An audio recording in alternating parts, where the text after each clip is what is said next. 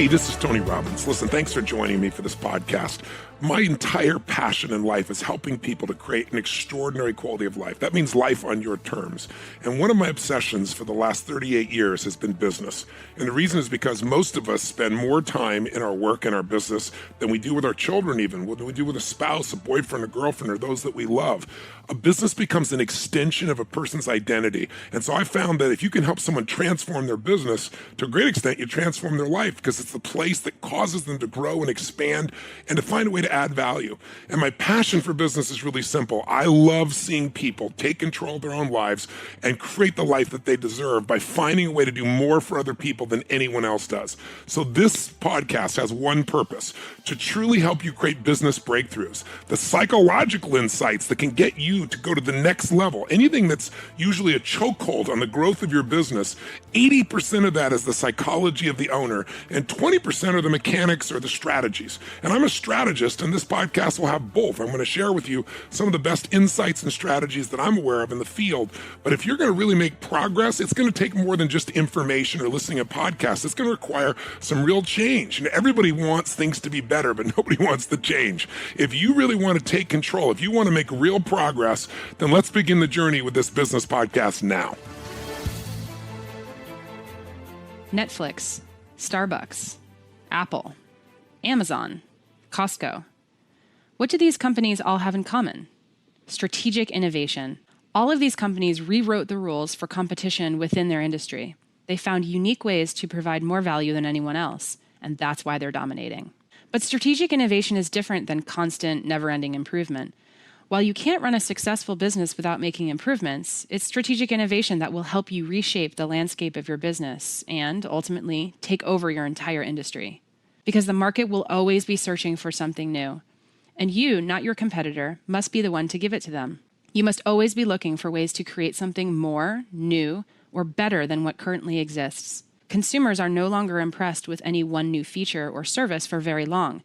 They expect a constant evolution of improvement, or they will simply go elsewhere. That's exactly why Steve Jobs, for instance, held weekly meetings with his operational heads at Apple that would focus on the latest new products that the company was developing and envision the next steps for each product line.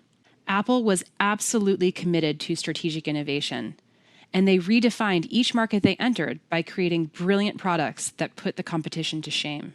Consider Starbucks. Known for its in-store innovations like the reverse French press Clover coffee or handmade sodas, Starbucks is constantly finding ways to cater to their clients. They're even testing out smaller express stores in high-density areas to reduce wait times. And many shops even have smartphone charging stations available for their customers. Strategic innovation is about standing apart and staying one step ahead. It's about ensuring sustainability and success. In short, strategic innovation is power. Now, let's hear more about what Tony has to say about it. Are you ready to rock and roll? Well, we're excited because this morning what I want to talk to you about briefly is this concept of creating strategic innovation. Innovation, everybody thinks about. Yeah, we got to innovate our product, we got to innovate our service. But remember I said all business really is, not me, it's Drucker who said this, is marketing and innovation, or innovation and marketing. You're creating something, innovating something, bringing something to the table that's more, new, alive, a reason for people to do business with you today that gives you a competitive advantage because there's more added value for them to buy your product or service than anybody else. Then you got to market it. Those two forces have to be institutionalized in your organization. It used to be you could come up with a killer service. You could come up with a killer product. And you could run or promote or market that product for 5, 10, 15 years. And as long as it's a great product, you could own the marketplace, especially if you were first. Today, market cycles. I remember, for example, in the early 90s, Sony used to have a market cycle where they build a product and they would have about a 4.5-year market cycle. So in the days, let's say, even the 80s when they were building like a Sony Walkman. When they built Sony Walkman, in those days, their market cycle was in the 7-year frame. Then it went in the 90s to 4.5 years. Anybody know what the market cycle is now? Now there's a create a product before they know they got to replace it and improve it and sell it in that business? 6 months. 6 months. They know that if they are going to hold on to a customer every 6 months, they have to find some way to take it to the next level. And by the way, Sony used to do that. And they owned the marketplace. Who replaced them in the sense of innovation when it comes to technology? Quick. Apple. Sony was the Apple. But interestingly enough, Sony got to the point where they stopped doing the same level of innovation. They started coming out with products that looked different, but there was no real innovation. Innovation isn't just looking different. Innovation, by the way, can be looking different. Looks can be an innovation, believe it or not. But it can't be the only innovation over and over and over again, or customers just get used to it. It doesn't mean anything. There's not enough added value. So what is strategic innovation? It means training everyone in your organization to think, we have two jobs. I don't care if you answer the phone, or you work in the stock room, or you're in marketing and sales, or you're head of accounting. I don't care who you are. We do two things here. We innovate and we market. Anything you can figure out, anything you can bring to the table that can help us to innovate, make our product or service better in some way for consumers to meet their needs. The more we can know about their needs and the more we can find to meet those needs, and anything you can tell us that can get us out there to educate people about why ours is better, any way we can get our message out in a unique way, we all need to know. You need to reward within your organization. Now, strategic innovation is different than just constant, never-ending improvement. Constant, never-ending improvement is a very, very important principle. If you're not constantly improving, you're definitely going to be passed up by your competition.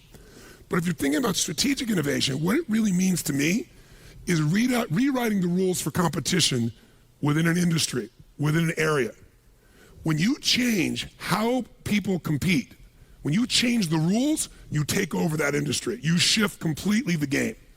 So in my industry, the vast majority of people spoke and still do for 1 to 3 hours, which many of you yesterday wish I was one of those people.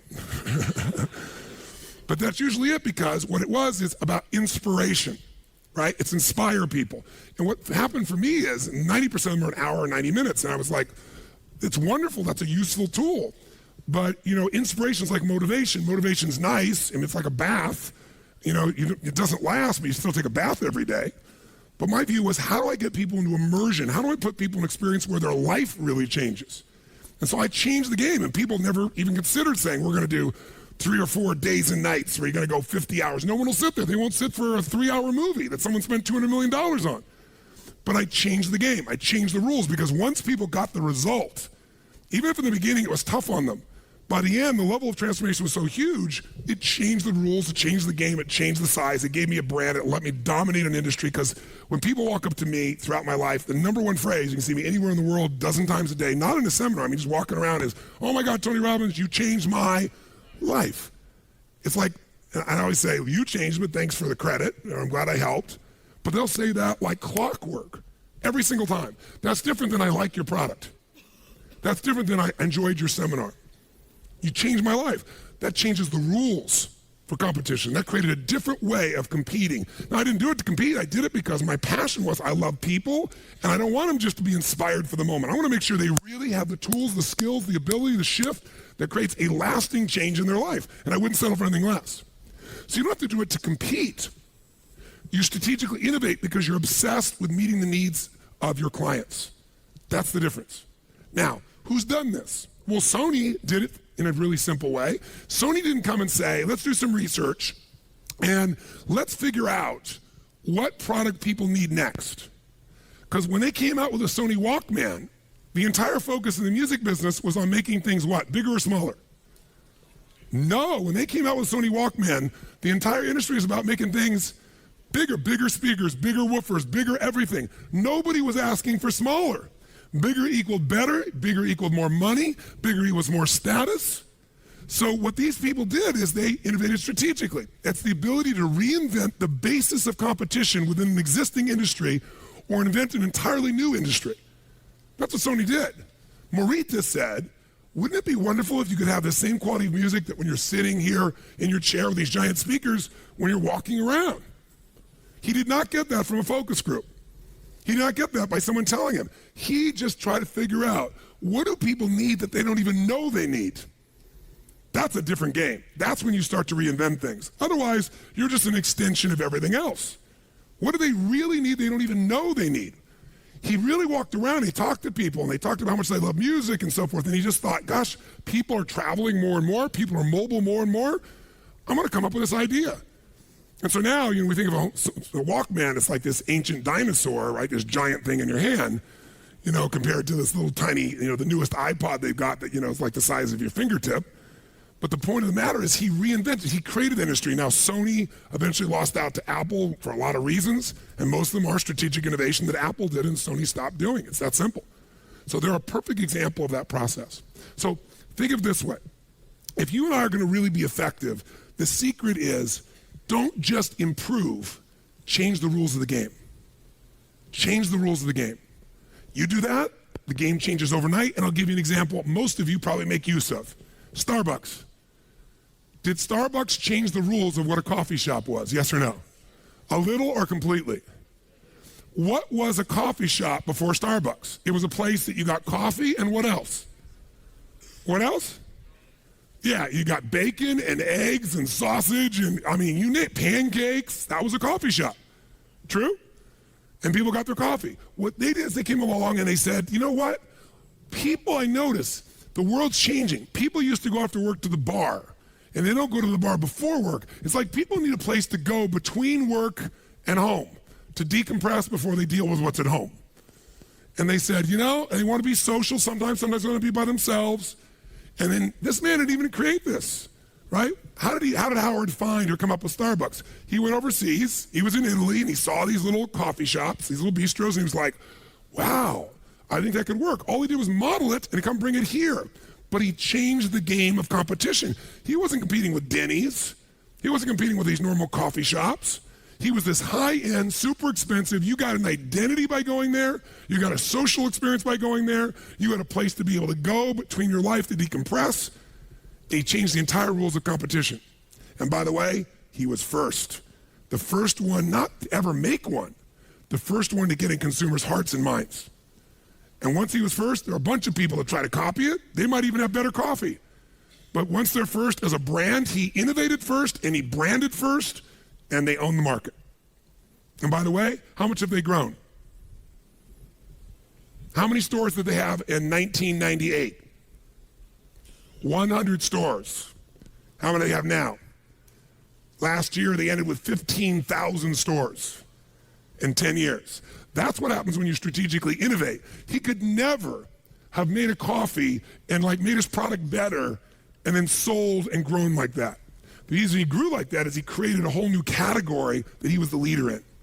That's what you have to be able to look at. That's what I mean when I talk about strategic innovation. Nike, we gave the example of yesterday also. Think about what Nike really did along the way. First, he sold, somebody else's shoes, meaning Phil Knight. Then he lost the contract, which looked like the worst thing in his life. I'm losing my product. But what did it make him do? It made creating a product of his own a total what? A should or a must. Come on, guys, a should or a must. By the way, that's what the value is of the marketplace right now for many of you. Your worst nightmare is, if you find the way to use it, the demand to strategically innovate. And if you do that, it could be the greatest day of your life. Even if right now you're scared out of your mind, take that fear as energy. And there's not a big difference between fear and excitement. Same kind of drive. One just has a sick feeling to it. The other has a little excitement attached to it. Right? But if you get that thing and just go, the meaning here is this is the gift, and I got to figure out how I'm going to use this gift. This is demanding a change. So what does he do? He innovates. He comes up with a product like nobody's ever done before, and it creates him on this explosive growth. Now, as he goes into that explosive growth, other people start to copy what he's doing, and now he needs to innovate again. And he hasn't really come up with much innovation for a little while until suddenly his innovation is the way he marketed it. He changed the game. He no longer sold shoes. He made Nike, first of all, a sports company. He was the first one to sell $50 shoes, but he was able to do that because he was also selling you clothing. It was an integrated look and feel. And that evolved into selling we're a lifestyle. Just what? Right? And all of a sudden this lifestyle, and the lifestyle had all these members of the community. Michael Jordan, right? Tiger Woods now. And he started building that. And gradually they built from a sports company that sponsored events and everything else to now they're a community. How many of you use Nike Plus? How many of you run and use Nike Plus? I'm curious. Nike Plus, if you've not seen it, you go online, you type in, you get this little device in your shoe, and now when you go running, you can hear your music. It tells you how far you've been running. You can have Lance Armstrong going, hey, nice job, you broke your record. That happens at the end. Total reinforcement. You plug it into your computer, and boom, it tracks everything, and you can compete with other people, or you can track yourself. You want to play 3-on-3 basketball? They have a whole community. You go on anywhere in the world, click on, you'll find people that want to go play with you that day. What they're now doing is they're in your life every day. They're no longer a product, they're no longer a service, they're a community that you're a part of. That reinvents the way they compete. So guess what? Nike doesn't have to spend these ads. They got millions of people that log on every single day because it's part of the ritual of their life. That's reinventing the rules of competition. Try that now and come out with a little company called Scooby-Doo Shoes and see how well you do. Maybe you do well by finding a niche, but you're not going to take over Nike, right? They've constantly found a way to strategically innovate, not just make something a bit better. That's the difference in what I'm talking about. Harley Davidson,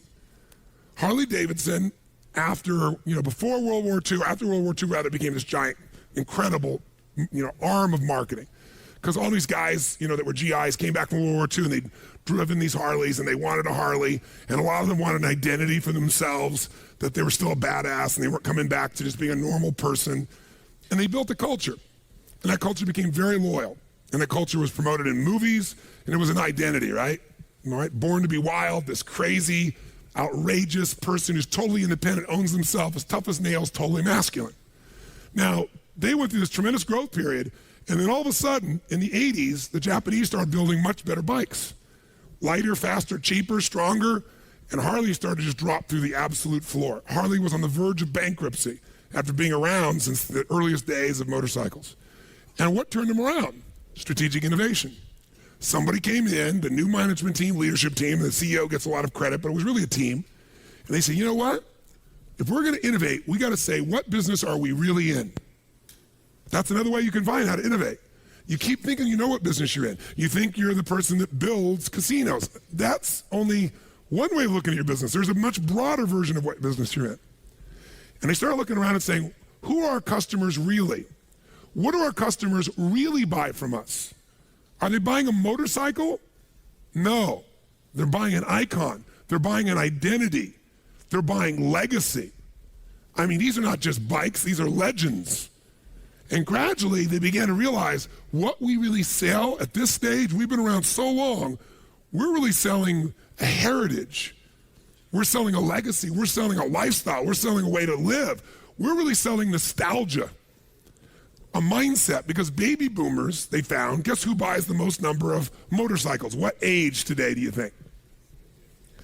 38 to 50. It's somebody about to have or in the middle of their midlife crisis who says, I'm still a badass even though I'm old.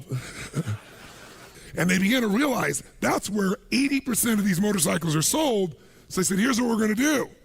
We're going to sell this identity not only to these people. If we want to expand the market between 38 to 50-year-olds, we're selling nostalgia. Some people aren't going to ride a bike, but they want the identity.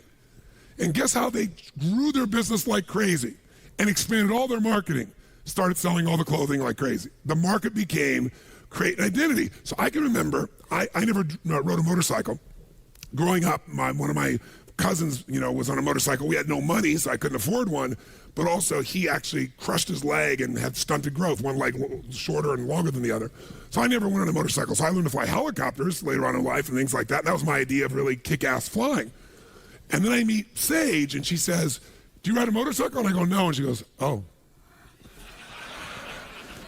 I'm like, I fly helicopters. Come here, Rip the doors off. We're going to do helicopter surfing. Let's screaming down on the water just as the curl's coming and pull up as the wave goes underneath it. But of course, she got motion sickness and threw up, so that didn't work real well. So I decided, I got this woman, I'm in love with her. She likes motorcycles, and her dad always had Harleys. So I reluctantly go to the Harley store thinking, what the hell am I going to do? Because I didn't have those iconic images in my mind of trying to be a badass with leather and all these good things. So I get on this motorcycle, and it's like, wow, it's like flying. I mean, this is really cool. It's a lot like flying. It's an incredible feel. So I don't have a license. I drive a motorcycle for 20 minutes, and the guy, I said, if I want to see the best motorcycles all at once, because I always want, the very best, how would I do it? He said, well, you'd go on this incredible rally. They do this rally in South Dakota, North Dakota, what's it called? Sturgis. And he said, it's happening this weekend. So I go, this weekend? They go, yeah, they're going to be like, 400,000 bikes there. So I said, can you get me a ticket? He goes, you don't need a ticket. You just drive in. I said, but I don't have a motorcycle and I don't have a license. He goes, that's a problem. I said, listen, can you arrange for someone who can rent me a bike? He goes, well, if you don't have a license. I go, come on, man, let's make a deal. So sure enough, he arranges. So I fly in my private jet so I can get on a Harley. So I can feel cool, right? You know? So I fly to Sturgis, I bring Sage. I've only driven one of these things for 20 minutes. I've never had anybody on the back of it, and I have no license. But I'm going to Sturgis, baby. And I got my leather jacket. And my chaps, you know, the full thing, ready to rock. So I get there, the guy gives me this thing, I'm trying to figure out how to orient it. I'm going, come on, hon, get on the back. And she's looking at me like, can you really do this? And then we did this drive, unbelievable drive, and went down Mount Rushmore, and it was just incredible. And then we got there that night, and they said there were going to be all these bikes. And we got there, and there were probably 15,000 bikes, which sounds like a lot, but that's not 400,000. And by the way, Sturgis is this little tiny town. I'm thinking, well, there's a lot of bikes, but it's not terribly exciting. You get there at evening, and the only place that's the nicest place in town is the Best Western. So I check on the Best Western, which is probably normally $99 a night, and it's $600 a night that week. And so I wake up the next morning, and there's 500,000 bikes on the road. They all arrived that morning. You can't move, and I'm out of my mind. And I bought everything you can imagine, you know? And it was the first time in my life people were going up to me with a camera going, excuse me, sir. And I'm like, sure. I was like, no, can we take a picture of your lady? It's a different world. But what Harley did, they got 500,000 people now that are showing up for these things. I mean, they transformed their business. The business exploded because they innovated. They said, we're not in the motorcycle business, right? We're in the business of nostalgia. So that's the reinvention that I'm really talking about. And you can do this at a small level. And I can't even remember the name of the company, quite honestly. It's not a big name. You wouldn't recognize him anyway. But I met a guy in New Jersey. He kept telling me about how much his wife loved shopping at this place. But what blew me away is I was at his house, and a car showed up to pick her up from the store. And what happens is they don't compete on price. They know everything about their customers. And they don't even just send this stuff to your house. They send a limo to pick people up and bring them shopping. I mean, they have no problem with price competition. They're not worried about, recession, depression, not at all, because they just reinvented the entire way of competing. If you look over here at the Wynn Hotel, see, Steve Wynn, interestingly enough, kept building these hotels, and he sold them all to the MGM, and then he built the Wynn. And the Wynn was supposed to be the highest end, which he did. $2.3 billion was the first one. The Encore's $2.7 billion. And he changed the entire way of competing. He decided what kind of services, what he was going to do. And he wanted to own the high end. And you know what I found out? Went on this trip with him, and I found out something interesting. He began to realize that all the money, 80% of the money is made in Baccarat. And there are 50,000 players in the world that will make 80% of his profit. All those other things you do are minor, tiny compared to the sales that they make from 50,000 big whales that they take care of. And he wanted to have the richest, most exclusive, most extraordinary place on earth for them to go be able to do this. And by the way, Baccarat has the best ratio, best advantage. The house has the advantage, but it's tiny. It's the smallest. So as a gambler, you've got the best opportunity, but that's if you play once. If I have the advantage even by 0.1%, and you keep playing, the longer you play, the odds are on my side. See, so he innovated. He went, you know what, we're going to build the most incredible place. Even when everything else is down, we'll get those giant whales to come here because we're the place to be. Reinvented the way of competing. He didn't have to build volcanoes and things like that. Built something really cool, really magnificent, but really made for a different market. He said, not only who is my customer, who do I want my customer to be? That's a question you need to be able to answer if you're going to really be effective. Because many of you are looking at your current customers, and your current customer's not buying as much, and you're going, oh my God, what do I do? Well, maybe I need to get them to buy more, maybe I need to get more customers, or maybe I need to get a different kind of customer. This is when we start to strategically innovate as opposed to just improve what we have right now to make something happen. So, let me very quickly give you this. There are 3 points I want you to know, think about when you think about strategic innovation. The first one is, you really ideally want to be in a position where, if at all possible, I don't care what your approach is, you put yourself in a place where you want to be ahead of the curve. You want to be slightly ahead of the trend. You want to at least be on trend, but if you really want to be the innovator, you've got to be at the front of a trend, the initiator, if you can, of a trend. Because when you're first and you create a trend, you become branded, and that branding, if you do your job, is hard to get rid of. I'll give you an example. What was the first university that was ever built in the United States? Harvard. What was the first, for example, rental car company in the United States? Quick. Hertz. What was the first soft drink in the United States? Coke. And by the way, guess who's still number one in each of those categories? All three of those. And that's been more than 100 years, 150 years, 200 years for some of those situations. See, when you step in and you become the innovator and you create the category, everybody else has to fight for second place or third. In fact, Avis finally figured a way that they could strategically compete. They said, we're never going to be number one. So they said, we're not number one, we're what? We're number two, but we try harder. They created a new category, the try harder category. We're number one in the try harder category. They may be number one because they've been around forever, but we're going to please you. We're going to do something in a different way. That's the way that you differentiate and produce something. You know, you also, if you're there first, I'll give you another example. A friend of mine, the gentleman that financial person that I coached for the last 17 years, he introduced me to a man, and we're having lunch one day, and he goes, here's my friend, and we start talking. I said, well, what business are you in? He said, bottled water, but I'm about to get out of it. And I said, oh, that's interesting. And this was like in the, I think, early 90s, if I remember, late 80s, probably early 90s, when we had this conversation. He goes, yeah. I said, wow, what a trend. The idea that people could get us to pay for these bottles of water, you know, $2, $3, that everybody used to drink for free. I mean, that's the ultimate marketing. In fact, Coca-Cola and people like that were making more money. Some of them were charging more per ounce for water than for Coke, or than for beer, or Borden's milk. And it's just water. I said, that's amazing marketing. He goes, yeah, I was really lucky, though. He said, I got in the mineral water business right as a trend happened. I said, what was that? He said, when people started saying it was okay not to drink, and he even started promoting designated driver, I thought, this is a trend that I think is going to stick. You know, I think people are going to take advantage that they don't have to drink. They don't have to feel pressured to drink. And I think they're going to look for an alternative while they're in the bar. And he said, I thought the alternative was this little company I bought for $500,000 called Perrier. He bought it for $500,000. It was making $100,000 a year. He kept that company for 15 years and sold it for $2.2 billion because he was ahead of a trend. All right? And he was there. And by the way, people don't say, give me a mineral water. Most of the time, they'd say, give me a Perrier. In fact, Pepsi hates that people still often say, can I have a Coke? Because they're first. Right?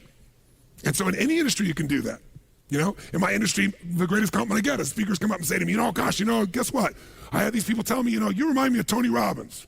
And I think, wow, I'm really complimented. I'm also going, great. I want you to be like Tony Robbins. That's a great compliment for me, a great compliment for you, but it also comes because I was here first, baby, and I did my job. I delivered in a category no one had ever done anything like. That's how you strategically innovate and own something.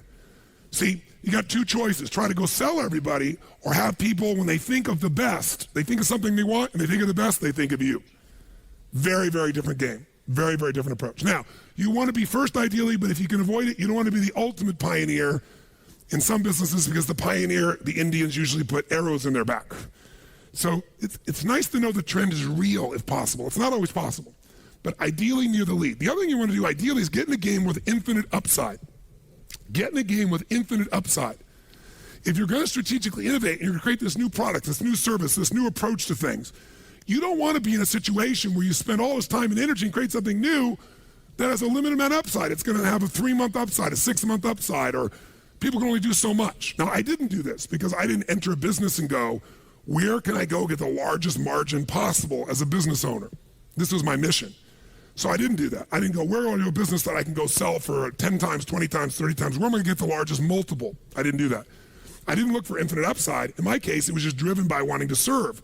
But today, as a businessman, entering into businesses, I'm going, what's a trend that's just beginning that I think has real legs? Is there a place, is there a way to partner where we're the leader in that trend, but also where that trend's not going to be short-lived? It's got infinite growth and upside, where there's real opportunity. Then you start to think in a more strategic way. Is this making sense? Okay? So now, you might say, okay, Tony, this is all cool, but how do I do it? Here's what, I'm going to make this so damn easy. 5 little areas that if you go into these areas, you will automatically get the ideas for strategic innovation. In other words, if innovation needs to be a part of your life, and you're saying, okay, Tony, I want to innovate, how do I do it? If you do these 5 things, or even a couple of these 5 things, you're going to find yourself in a position immediately where innovation will start to happen, because your goal is not to be the innovator. Your goal is to have an organization that constantly innovates. Because if you're the innovator, then the entire business is still dependent upon you. But if you're the person that's creating innovation, by a system you've created, then the people can change, the environment can change, and the innovation is going to keep occurring. So here's the first of the 5. I want you to jot these down, and then afterwards, I'm going to have you jot down how you could use these 5. So the first one is you need to get new voices. You need to get new voices. Now, what does this mean? Well, I know companies. One of my friends is a guy that's worth about $6.5 billion. He's a very private man. He's in New York City. Most people don't even know his name, because everything he does, he's in the background of. I have enormous respect for him because he gives away about $100 million a year anonymously each year to organizations that he thinks makes the largest difference in the quality of human beings' lives. Like last year he did one for a mentoring organization. He's just a wonderful guy, totally private man. How does this guy, who's very quiet, he frankly, when you're in a room, you don't know he's there. At the end of the meeting, when everybody's talked, he might say something. He says it real quietly. People kind of lean in like E.F. Hutton, in the old days to listen. But he has this incredible ability to take companies to another level. And the reason is, he just told me, he said, Tony, one of the first things I do, take over an organization, is I figure out what that organization is, what the trends are, and then I go find somebody else, a group of leaders to bring there, not to run it, but because I know they're going to bring a completely different voice to the organization. And one example I'll give you that I know about, that he told me about from a friend of his, is remember when IBM grew like crazy? They managed to give away the most valuable thing in their entire life, the software to the IBM PC, to Windows. I mean, think about it. Here's a man, who runs Microsoft, this little company, this young boy, who's creative and gutsy. He leaves college, Bill Gates, and he calls the guys who have the Altair computer and says, you got this computer and you have no software.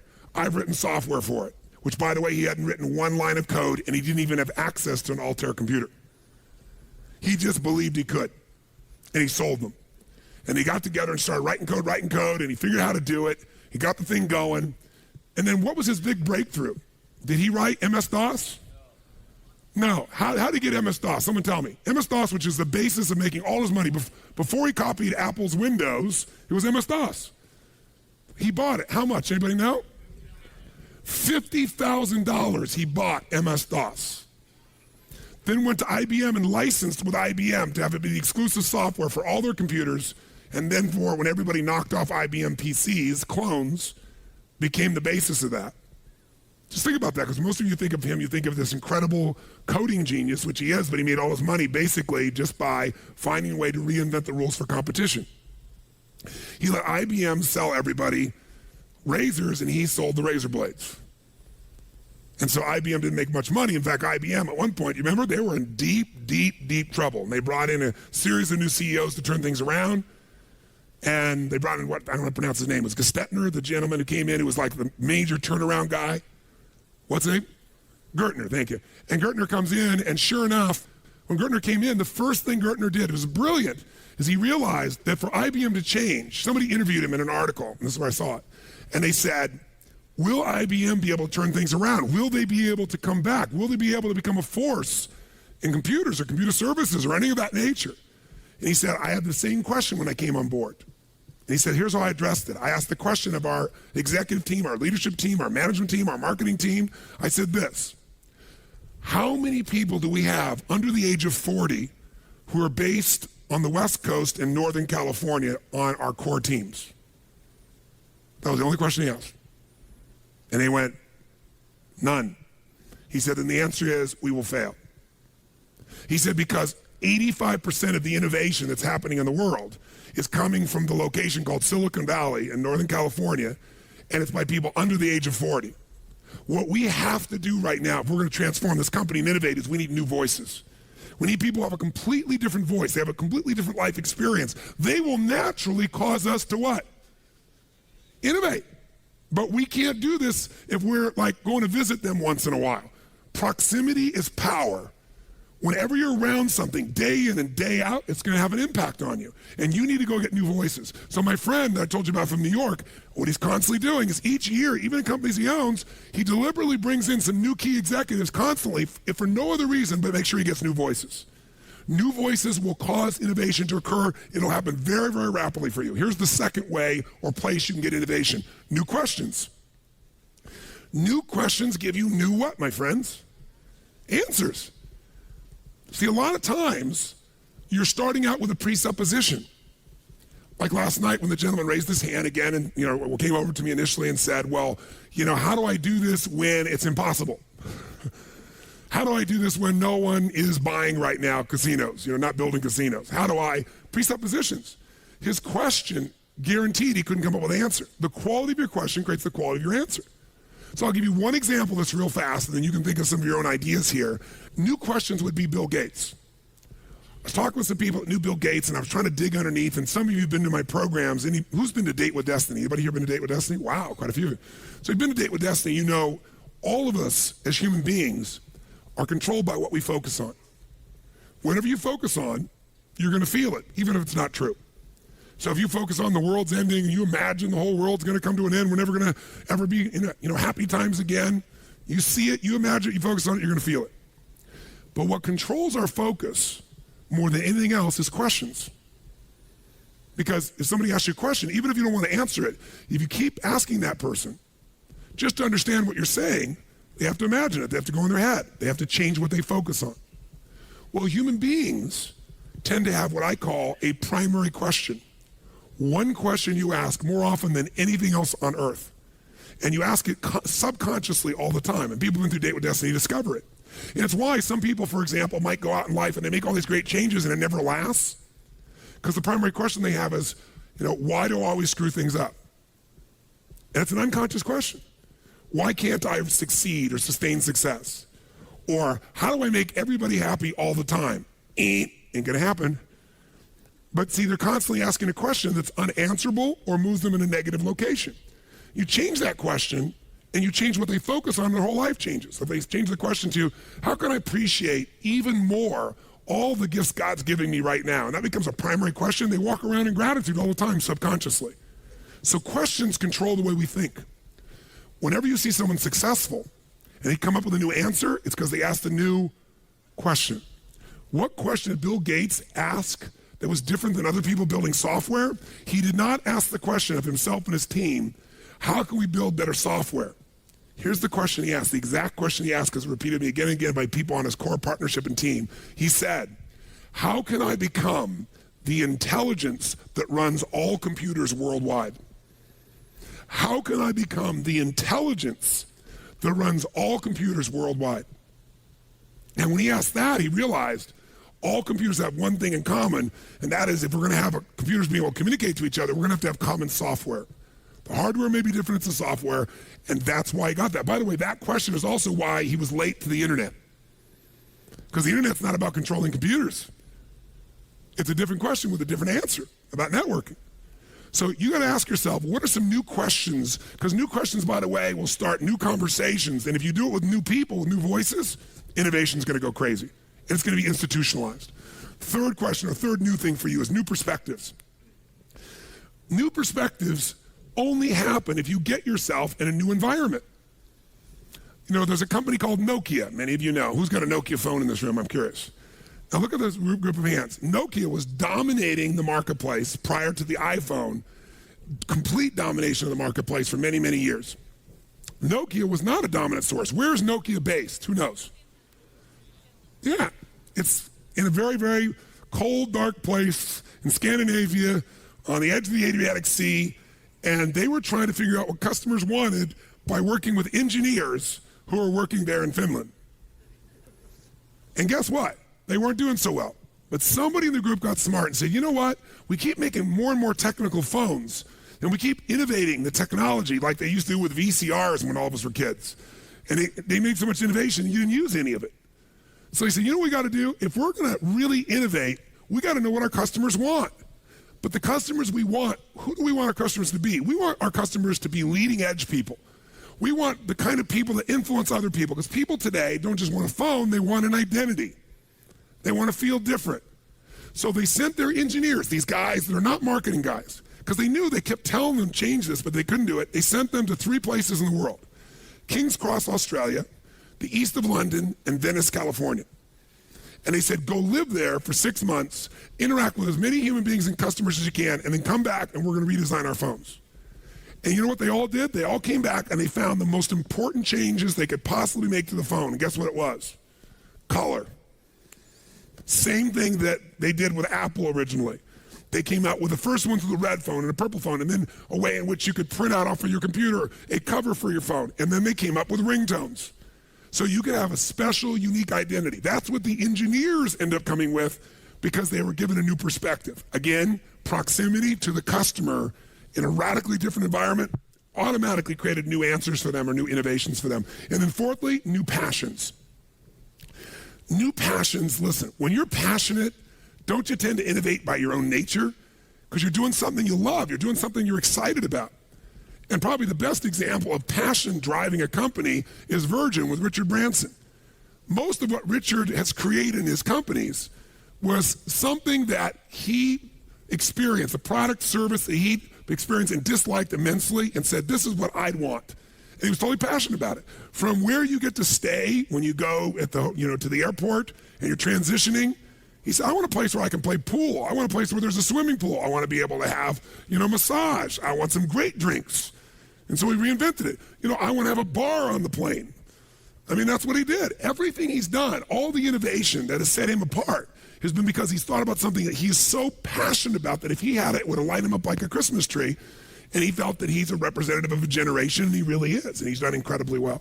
And finally, the last one I jotted down for you is new experiments. If you're going to innovate, many of you don't innovate because you go, damn, what if it doesn't work, right? I mean, I only got so much time, only got so much energy. We can only invest so much money. We start to work on this, and right now we got a great business right here. I don't want to mess with my core business. You don't have to. Keep your core business where you're rebuilding, these casinos. But then create for yourself a couple skunkworks projects, a couple experiments. Almost all the innovation that happens at Apple, what happened? The Mac came from a skunkworks group. A group of people, they said, you know what? We're building the Lisa. All our money's going into the Lisa, the computer they're building at that time. But we're going to take this small group of people, and they're going to go work and see if they can reinvent something from scratch on their own. If it doesn't work, we don't care. We're going to try it. At Google, many of you know, people have about 20 to 25% of their time designed for skunkworks to work on some project they think is worthwhile. Google Maps came out of that. Twitter came out. The company is building these great resources, and this little stupid little project called Twitter. And now it's growing at 8,000%. They've already been offered, I think, $300 million or $350 million, right? Facebook wants to buy them. And they're at the beginning of the beginning of the beginning, what's happening with Twitter. Total innovation. You can use these same resources. Twitter's an interesting example. I thought to myself, someone's telling me, you got to do this Twitter thing. And I'm like, Twitter? I mean, get a life. When I want to type what I'm doing when I'm doing it, I said, first of all, my wife would kill me because we have a private life. Because I said, oh yeah, here we are in Sun Valley, and all of a sudden people start showing up. Right? I said, but second of all, it's like, who wants to read what I'm doing or what other people are doing? I have no interest whatsoever. So my buddy goes, I use it differently. So I said, what do you do? He goes, I use it to get answers. I said, what do you mean? He goes, watch this. He goes, Tony Robbins is here with me right now, beside me, and wants to know how I use Twitter. And he clicked the button, and in a millisecond later, there were 35 people responding, hey, Tony, hey, I went to your seminar, here's what you should do. And they're like, oh, these cool ideas. I was like, wow, maybe I'll open a Twitter account. So I opened a Twitter account without my name. And I did it, and I barely ever used it because since my name wasn't on it, I didn't interact with anybody. And I didn't put anything on there. It was like, what am I going to broadcast? Yes, I'm doing a seminar, right? Yeah, that's new information for me, right? But then one day I thought, there's all these people out there, and people kept coming up to me saying, would you do something to inspire me every day? And I'm like, another product, another service, I don't want to commit to that. And I thought, you know what? I'll just put a quote on my Twitter each day for something, just a simple quote, not just mine, other people's. It'll make me look for one each day, too, that I like, and I'll just share it. And if I find cool clips every now and then that I share with my friends, I'll share them as well. And I did that 10 weeks ago, and this morning we have 300,000 people. And there's 8 million people on Twitter, and we're number 35. And it's like, wow, this blows my mind. It's just a fun, cool little tool. So it wasn't much of a strategic innovation for me. Somebody else created the innovation, but sometimes you can use the innovation for your core business as well. And I use it again to look at, okay, here's just a little experiment I'm doing. You know, gosh, if this continues, maybe it won't, but if this continues, I have 1 million people that I could send a message to 3 months from now, 4 months from now, at the current growth rate, if it stays there. If it takes longer, but I like the idea. God, it's something I really am passionate about. I want to send a message to people, 1 million people like that. That's a great tool. And you know, there's a business application here somewhere for it. Most people haven't figured it out yet. I'm sure Twitter will find theirs. It'll be advertising or something, but you know, it'll be a great tool for keeping people informed.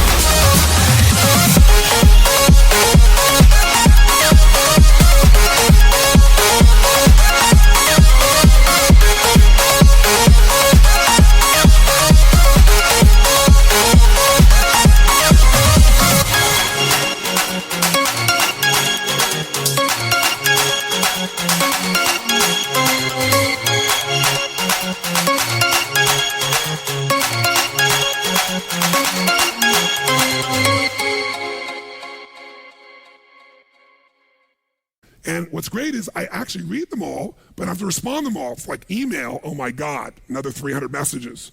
Twitter is like, oh, it's fun, read it. People put clicks in, I go see what they're doing. It's a very cool thing. So again, you want to look at this and say, I don't have to change my business. Maybe there's some experiments I want to do in my business. And then here's some questions, 9 questions for you to consider.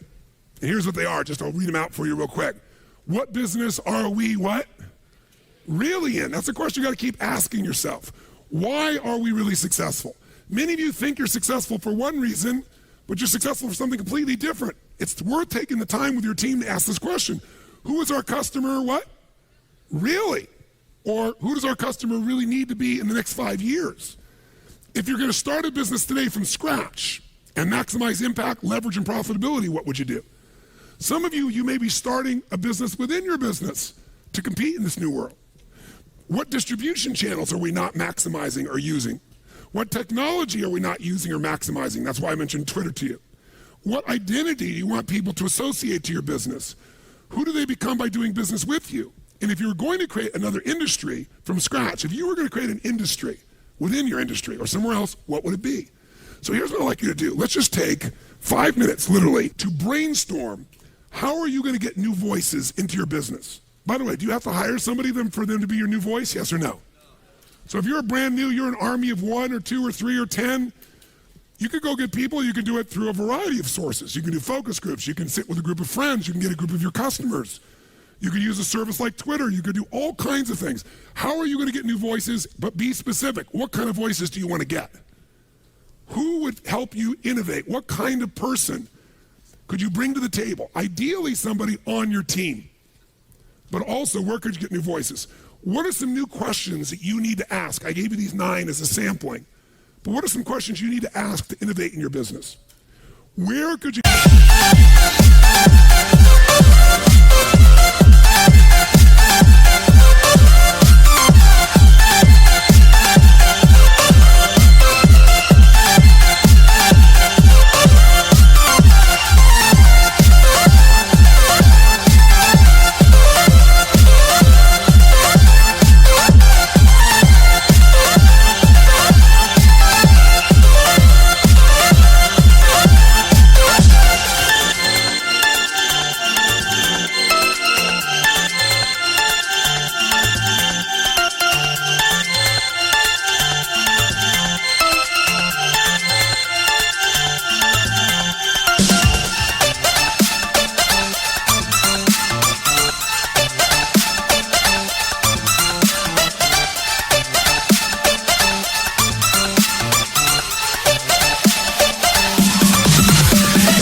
Perspective. Maybe after you hear Tony speak today from Zappos, maybe some of you, while you're still here in Vegas, might see if you might make an arrangement to go tour it. Take the hour tour and just go get the perspective of how a business that goes from 0 to $1 billion really runs. If I were you, I would do it. I took the tour myself, incredibly worthwhile. Where could I go right now to tap into new passions? Maybe not even my passion, maybe on my team. I've got some really bright people and they have passions and I don't even know what they are. Maybe their passions are the origination, the place that we get a genesis for a new product, a new service, or a new way to change the rules of competition. And what are some new experiments we could do? What are 1, 2, 3, 4, 5 max new experiments we could try? This program here was the result of an experiment. I was watching television, listening to all the muck, talking to people coming up to me, telling me that I don't know what to do in their business.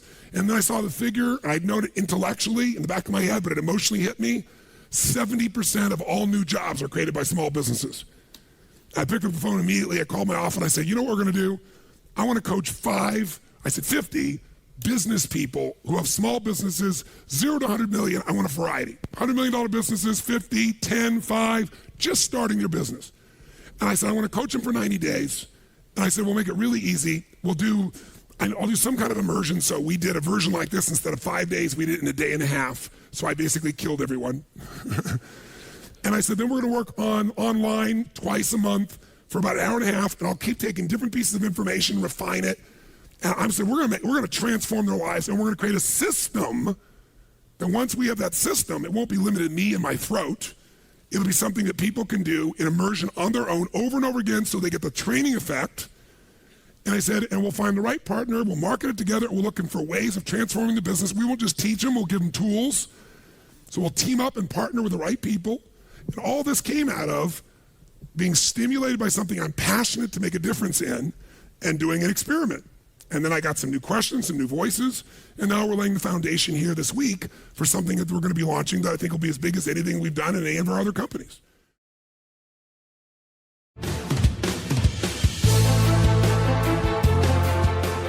Well, what'd you think?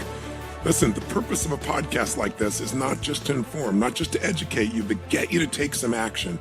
So one of the most important commitments I've learned is anytime you learn anything and you find it has any form of value, the most important thing you want to do is while you're still in state, while it's still important, while it's still in your mind, you want to take some form of action. Whether that's as simple as saying, these are 3 principles that I want to really educate the rest of my team on at my company, or I want to take action on this today. I'm going to create this format today for my marketing or for my anticipation or for using the strategies that you've learned here. So before you turn this off as a final moment, just write down 2 or 3 key either principles that you want to remember or action items, and ideally do something to share it or do something to act on it today. Remember, knowledge is not power. Knowledge is potential power. Really, truly, if you really look at what makes someone successful versus not, it all comes down to execution. Execution trumps knowledge every day of the week. So go out and execute, and I'll see you on the next podcast. Do you have the right mindset and skills to take your business to the next level? Business Mastery is the only event in the world created by Tony Robbins to prepare you to master the mindset and skills you need in business to elevate your game. A one-of-a-kind, immersive program, Business Mastery will allow you to understand the critical factors impacting your business, then refocus and realign with the strategy and psychology you need to compete and innovate in any economy. Remember, business success is 80% psychology and 20% mechanics. If you're ready to learn and master the strategies to help you grow your business and stay competitive, then don't hesitate. Apply for the next Business Mastery program now. Learn more about the Business Mastery event at www.tonyrobbins.com. The Tony Robbins podcast is directed by Tony Robbins, hosted by Anna Yorg, and produced by Carrie Song. Brooks Loro is our digital editor. Tyler Culbertson is our media coordinator. Special thanks to Diane Adcock for her creative review. Our website is tonyrobbins.com/podcast, where you can listen to all of our episodes, read articles, and learn more about upcoming events. Copyright Robbins Research International.